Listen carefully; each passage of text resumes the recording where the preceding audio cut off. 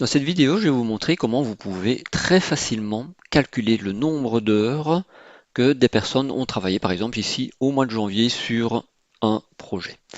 Comment est-ce que je vais faire ça? Je vais faire ça dans Power Query. Vous allez voir, c'est super simple. Vous n'allez faire que du clic. Vous n'allez rien utiliser comme fonction directement à taper en langage M. Comment est-ce que je vais? Je vais d'abord dans mon éditeur Power Query. Vous connaissez la chanson. Une fois que j'y suis, je mets un peu plus grand, je vais d'abord typer mes données. Donc ici, je vais sur type de données, mes personnes, c'est bien du texte. Et ici, mes débuts et fins, il s'agit bien de date et d'heure. Donc ça, vous avez bien capté que ben voilà, on a pour chacune, par exemple pour Mélita, on sait que sur le projet, le 2 janvier, elle a travaillé de 11h15 jusqu'à midi, donc 45 minutes. Pardon. Donc on va devoir calculer cette durée. Comment est-ce que l'on va faire? Ben, c'est assez simple.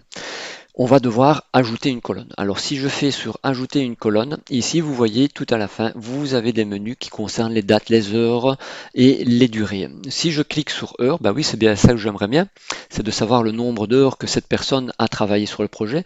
Bah, je peux récupérer les heures uniquement, bah, c'est pas vraiment ça que je veux, les heures je peux avoir le début, les fins, etc.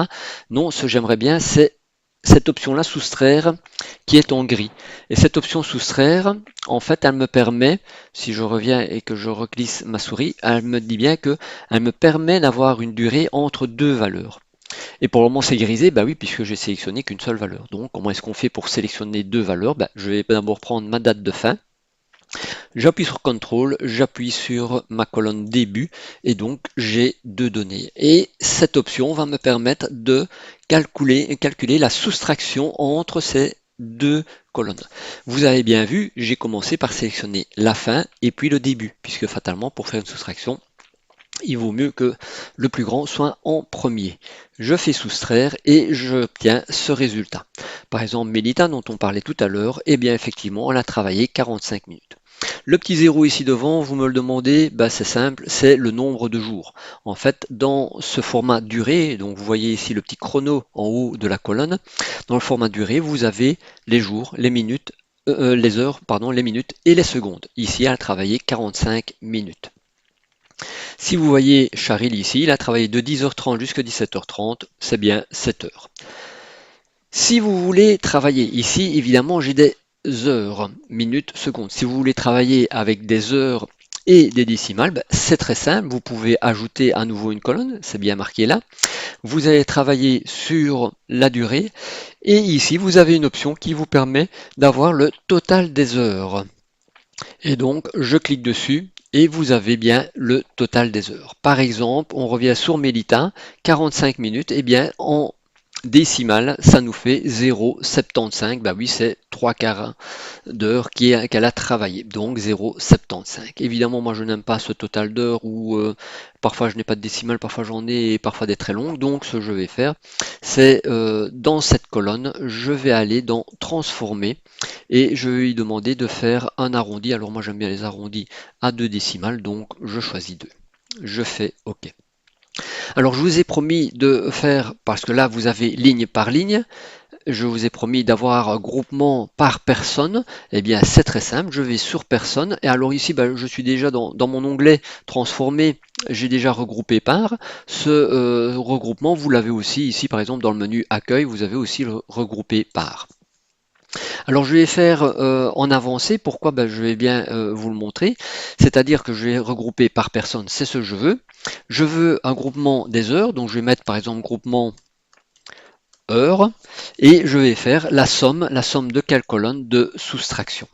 Mais si je veux avoir le groupement mais sur base d'heures décimales, donc je vais mettre GR, je vais mettre H et puis pour décimale, je vais faire la somme et là je vais choisir la dernière colonne de total des heures. Et donc vous allez voir ce que ça va faire comme résultat au final.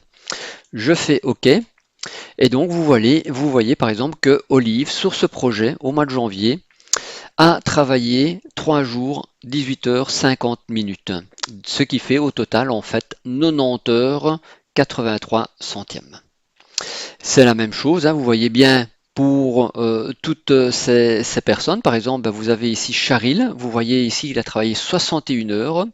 Ben, en fait 61 heures, qu'est-ce que c'est? Ben, c'est 2 fois 24 heures, ça fait 48 heures.